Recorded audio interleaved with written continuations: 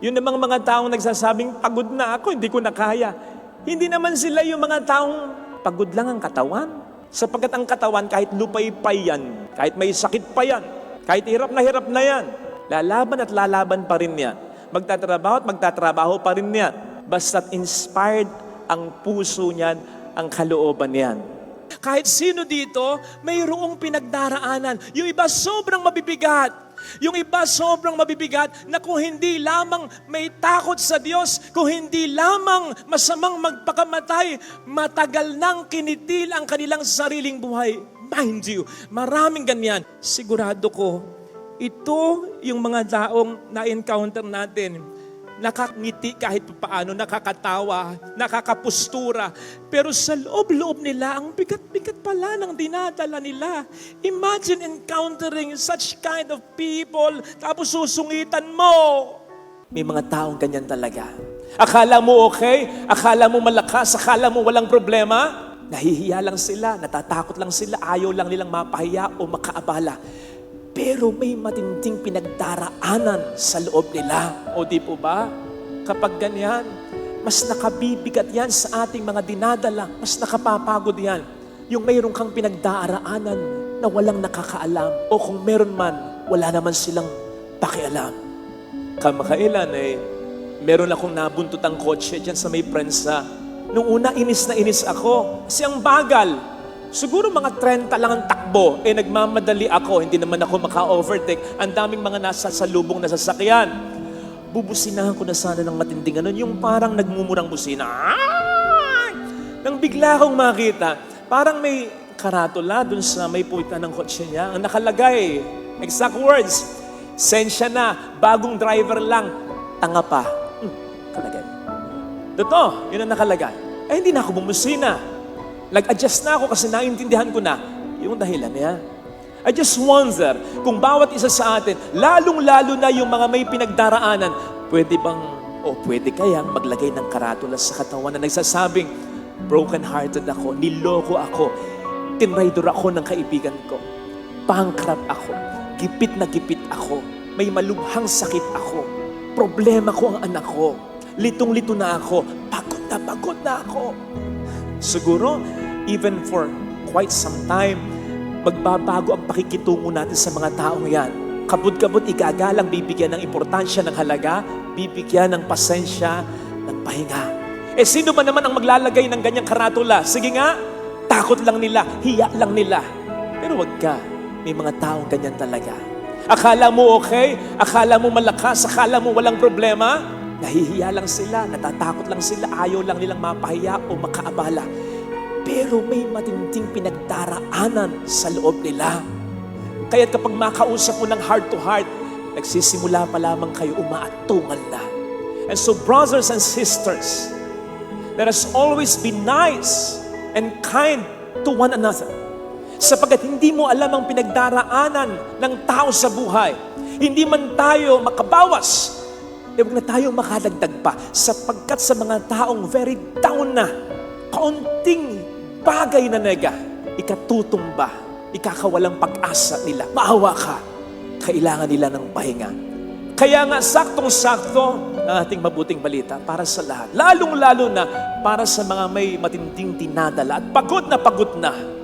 Ang sabi ng ating Panginoon, lumapit kayo sa akin, kayong lahat ng nabibigatan, at bibigyan ko kayo ng kapahingahan. Siya ang pinaka-nakakaalam at siya ang may pinaka-pakialam. Yun nga, sabi nga natin, yung mga buhok mo, bilang niyang lahat. The most insignificant part of our body, He knows my heart. Bilang na bilang niya, tigi-tigisa. Yun pa kayang nakapagpapalungkot sa'yo, iniiyakan mo, dumuturog sa puso mo, nakapagpapapagod sa'yo, of course He knows, and of course He cares. Kaya't yung imbitasyon niya, heed it, come to me. Notice na hindi niya sinabing, lumapit ka sa kung saan, sa kung ano, sa kung sino. Kasi madalas, kapag napapagod na tayo, ang tendency natin, mag-relax, mag-unwind, pupunta kung saan-saan, bibili ng kung ano-ano, kasama sa kung sino-sino, minsan masama na impluensya pa, minsan masasama sa pagkakasala at pagkakamali pa. para makapag-unwind lang. Talk about clean fun, good fun. Okay yan. Pero ano bang natutugunan yan kundi ang pagod lamang ng katawan? Hindi ang pagod ng kaluluwa. Ang sinasabi sa ating ikalawang pagbasa, hindi lang tayo katawan, tayo rin ay kaluluwa. At sa pagitan ng dalawa, mas dapat nating inaalagaan, pinapalakas, nire-recharge ang ating espiritu. Alalong bagay sinasabi sa atin ni St. Paul sa ating ikalawang pagbasa, mamatay ang katawan, pero buhay ang espiritu. Mabubuhay pa rin tayo. Pero patayin mo ang espiritu, paghinain mo ang espiritu, kahit malakas ang katawan mo, hindi na ito uubra sa kahit sino o kahit ano. Kaya nga mayroon tayong tinatawag na fighting spirit. Lupay-pay na yung katawan, bali-bali na yung buto, nakasadsad na sa lupa, mahinang-mahina na, pero kung may fighting spirit yan, lalaban at lalaban pa rin yan. Ganon kahalaga ang espiritu, ang kaluluwa. Kaya nga ang sinasabi ng Panginoong kapahingahan mas mahalaga sa Ebanghelyo ay kapahingahan na dulot niya, kapahingahan para sa kaluluwa sapagkat ang ating katawan ay humuhugot ng lakas sa ating kaluluwa. And so sige, basta clean fun ha, relax, unwind, pumunta ko saan-saan. Kung may oras naman at kung may panahon, lalong-lalo na with your loved ones, uminom ng mga bitamina, mag-unwind, mag-relax, magpaspa. Go! Pero wag mong kakalimutan ang laging pagdarasal at pagtawag sa Kanya. Huwag mong katatamaran ang banal na misa. Establish a deeper and stronger relationship with Jesus. Sapagkat yun ang idudulot niya sa iyong pahinga. Yun ang magbibigay sa iyo ng ibayo pang gana para mas magsikap at mas sa buhay ay lumaban pa. Yun yung pahinga na sinasabi sa Biblia, ang Diyos ay nagpahinga. Pero yun ay matapos niyang likhain ang lahat at nakita niya na ito'y maganda. Yung nakita mo, yung pinagpaguran mo kahit paano may natapos na. Experience will tell us na ang pinaka nakapagpapapagod sa atin, yung paulit-ulit na lang, hindi na matapos ang problema. Sa negosyo, sa trabaho, sa pamilya. Diyan tayo gustong ipahinga ng Panginoon. Ano ang sabi ni Yahweh sa Isaiah 4 verse 2? Ang inyong mga sibat ay gagawin kong sudsod, ang inyong tabak ay gagawin kong karet. Saan ba ginagamit ang sibat at ang tabak? Hindi ba't sa pakikipaglaban, sa pakikipagdigmaan? Saan namang ginagamit ang karet at ang sudsod? Hindi ba't sa pag-aani or sa harvest time? Sinasabi kasi ng Diyos niyan, hindi sa habang panahon makikipaglaban ka, mag-e-effort ka, maghihirap ka. Darating ang pagkakataon, naaani ka ng magandang resulta. Mapagtatapos mo pa rin ang mga anak mo, maaabot mo pa rin ang pangarap mo, maiayos mo rin ang buhay mo, ang pamilya mo, gagaling ka pa rin sa sakit mo, tituno pa rin ang anak mo, magbabago pa rin ang asawa mo. Darating ang pagkakataon na ganito, na meron kang magiging pahinga. Basta matuto ka sa Kanya, sa tama lang, sa totoo lang, sa mabuti lang. Lagi kong pinapayo, halimbawa sa isang kabiyak na gustong tulungan ang kanyang asawa sa pagtatrabaho, bagamat hindi po pwede kung minsan o hindi niya kaya for some reasons. Ang lagi kong sinasabi sa kanya ay, maging faithful ka. Iwas ka sa bisyo, iwas ka sa tukso. Alagaan mo ang mga anak ninyo. Yun lang malaking tulong na sa mga anak. Yung magmahalan kayong magkakapatid. Pagbutihin niyo ang pag-aaral ninyo. Iwas din kayo sa bisyo. Kung kayo maliliit pa, iligpit ang pinaghigan, pinagkainan. Huwag magdadabog kapag inuutusan. Huwag sasagot kapag pinagsasabi. Yun lang, pakalaking tulong na. Sa mga may karamdamang inaalagaan, yun lang, maging positibo lagi ang outlook ninyo. Yung inumin ninyo ang gamot ninyo sa oras. Iwasan ninyo yung mga pagkaing bawal sa inyo at iwasang magreklamo ng magreklamo. Yun lang, napakalaking tulong na. Yun lang, kamustahin mo yung nanay mo, yung asawa mo, yung tatay mo, yung anak mo, yung kapatid mo, na kailaki ng suporta sa pamilya ninyo. Okay ka pa ba? Baka may problema ka. Kaya pa ba? Baka gipit ka, huwag ka nang magbigay ngayon. May naipon naman ako kahit pa paano. Bilhin mo naman yung gusto mo, huwag lamang puro kami. Isipin mo rin ang sarili mo, mag-relax ka. Kahit pa balat bunga lang, malaking bagay yun. Na binibigyan mo ng pataan yung nagsasakripisyo para sa inyong pamilya na pwede kang hindi magbigay ngayon. Pwede mong bilhin ang para sa'yo. Pwede mo ring isipin ang sarili mo na alam mo namang hindi naman niya din gagawin. Kasi bago siya, kayo muna. Pero malaking bagay yung inaalala mo siya. Yun namang mga taong nagsasabing, pagod na ako, hindi ko na kaya. Hindi naman sila yung mga taong pagod lang ang katawan. Sapagkat ang katawan, kahit lupay-pay yan, kahit may sakit pa yan, kahit hirap na yan, lalaban at lalaban pa rin yan. Magtatrabaho at magtatrabaho pa rin yan. Basta't inspired ang puso niyan, ang kalooban niyan. Kaya nga ang tawag natin, di ba? Lakas ng loob, hindi naman lakas ng labas o ng katawan. Sapagkat ang ating katawan, ang ating pisikal, ay huhugot ng lakas sa ating kalooban, sa ating espiritu, sa ating kaluluwa. At kaya nga din yung mga nagsasabing, nakawawala ng pagod. They are not really pertaining sa pagod ng kanilang katawan, kundi sa pagod ng kanilang kalooban. Yung bang akalain nila na sila na lamang lagi ang nagdadala ng problema sa kanilang pamilya, nakakapagod yun din, hindi ba? Pero yung maramdaman nilang someone cares for them, someone understands them, someone is thinking about them, someone is appreciating what they've been doing, malaking bagay yun. Nakapagpapalakas ng kaluluwa, ng loob at ng espiritu yun. Kaya nga, yun ang alok na kapahingahan ng ating Panginoon eh. Alam naman niya na meron tayong mga vitamina. Alam naman niya na meron tayong mga pain relievers. Alam naman niya na meron tayong mga energy drink. Alam naman niya na meron tayong kakayanang kumain ng mga pagkain masusustansya. Pero bakit nag-aalok siya ng pahinga? At ang inaalok niyang kapahingahan ay hindi yung kapahingahang na idudulot ng mga material na bagay na yan.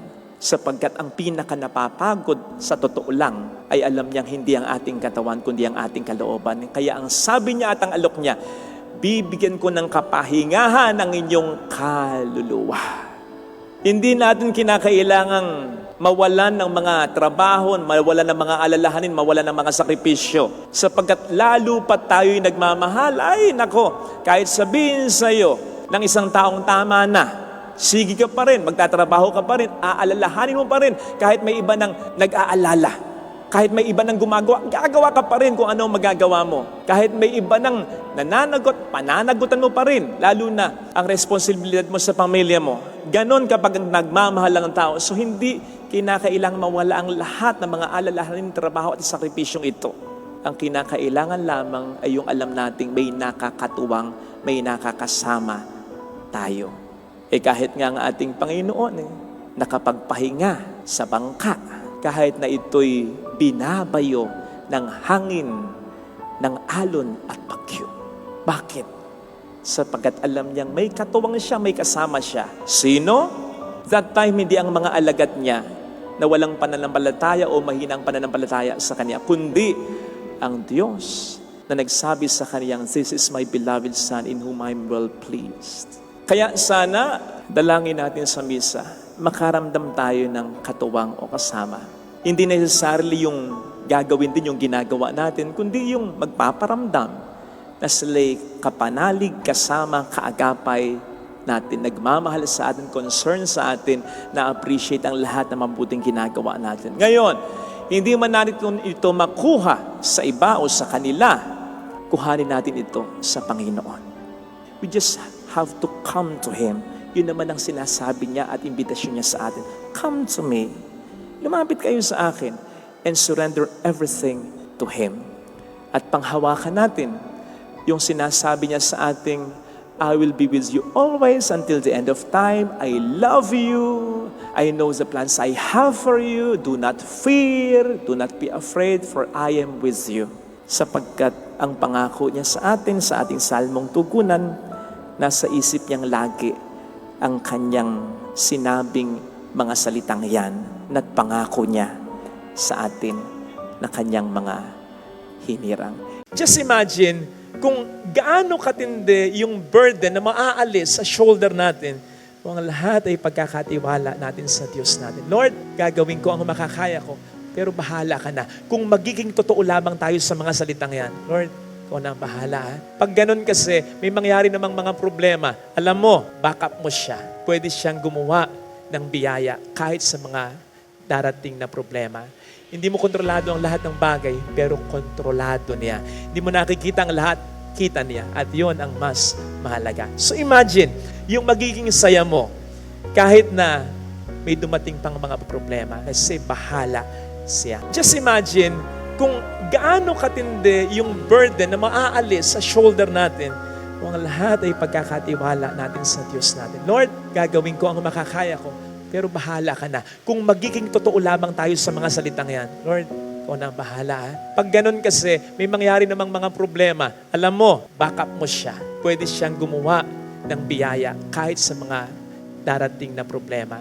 Hindi mo kontrolado ang lahat ng bagay, pero kontrolado niya. Hindi mo nakikita ang lahat, kita niya. At yon ang mas mahalaga. So imagine, yung magiging saya mo, kahit na may dumating pang mga problema, kasi bahala siya. Not just that, kapag tayo mapagkumbaba, hindi mo lamang mararamdaman ang pagmamahal at guidance ng Panginoon Kaya ka sasaya.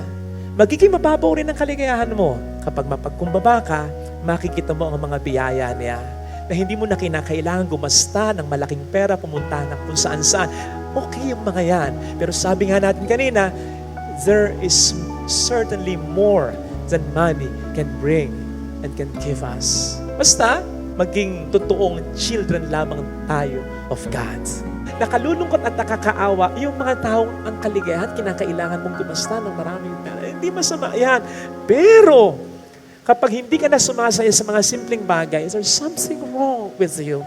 Sapagkat ang Diyos, pinasaya tayo mula noon hanggang ngayon sa pagiging simple lamang niya. Kung hindi natin yun nakikita at hanggang ngayon di natin nakikita ang Panginoon sa banal na ostya, there's something wrong with us. Masyado na tayong mataas. Hindi tayo sasaya ng ganyan. Magiging high maintenance tayo pag ganyan. Magiging malungkot tayo kung ganyan. Kahit pa maranasan natin ang karangayaan, kasikatan, kapangyarihan at kayamanan. Greatness recognizes greatness.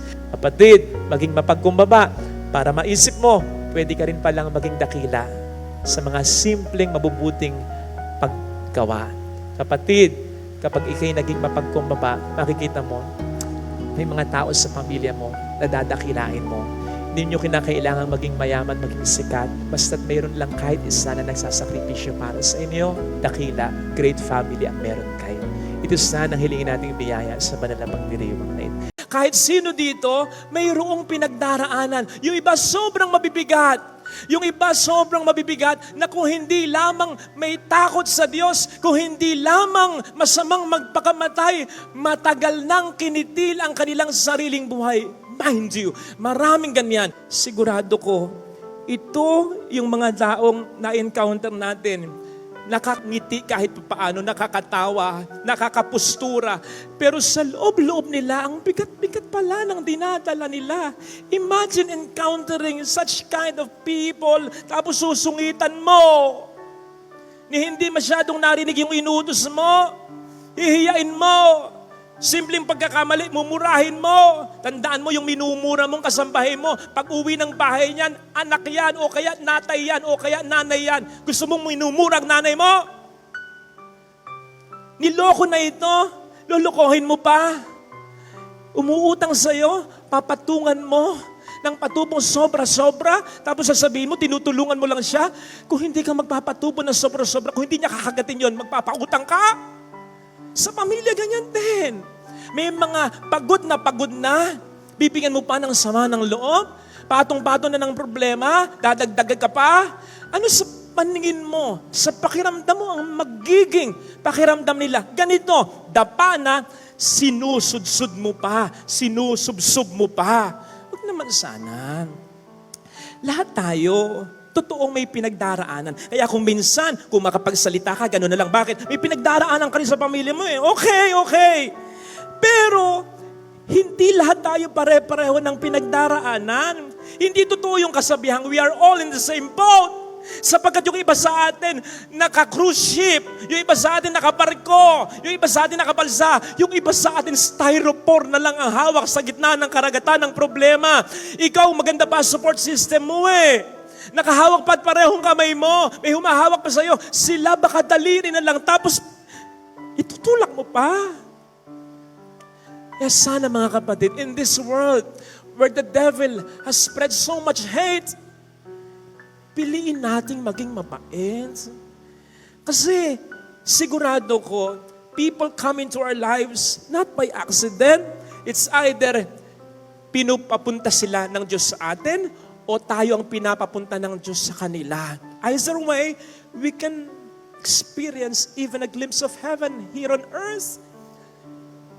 If only we'll choose to be kind, even just a little bit.